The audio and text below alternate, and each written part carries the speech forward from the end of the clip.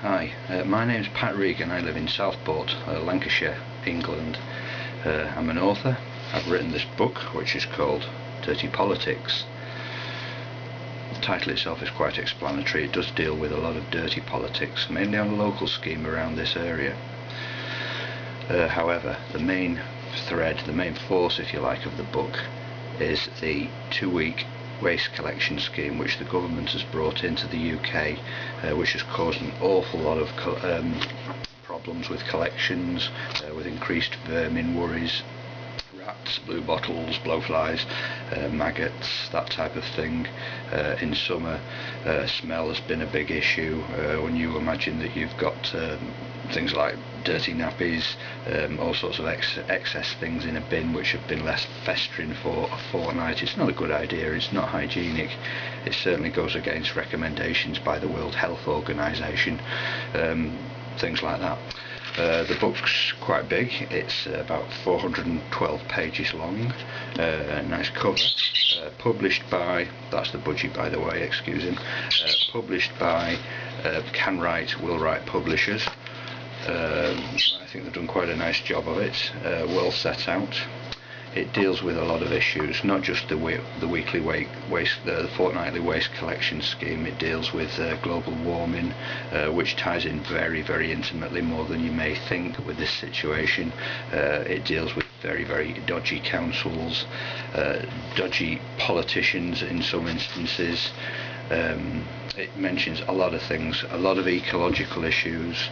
One of the main things that I've found in this campaign, because it is a campaign, is that you've got politicians pretending to want to save the planet by getting rid of carbon emissions, this type of thing, yet at the same time they're turning a blind eye to bulldozers which are going through skylark habitat, bulldozing green areas completely.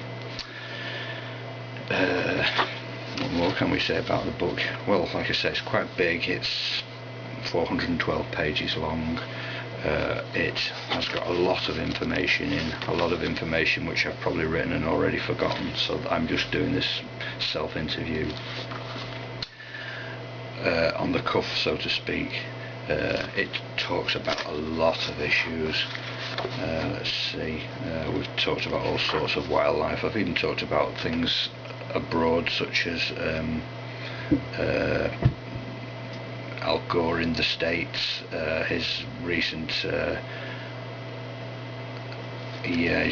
additions to the global warming hoax, if you like. Now then, what else have we got in it? Let's just have a little look at that, shall we? Yeah, recycling is mentioned a lot in it. There's been a big national and international recycling crisis that's covered quite intimately in this book.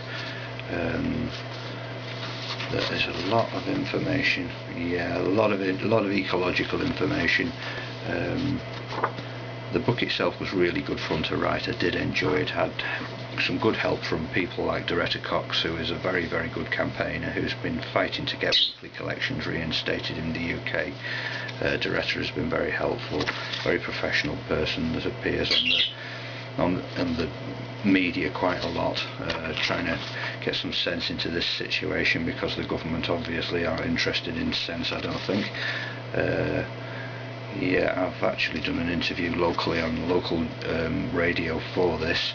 We've run to quite a few newspapers. The book's not out officially until June the 1st.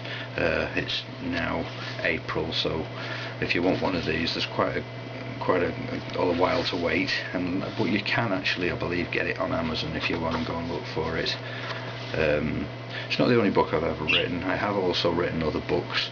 I'll just show you briefly.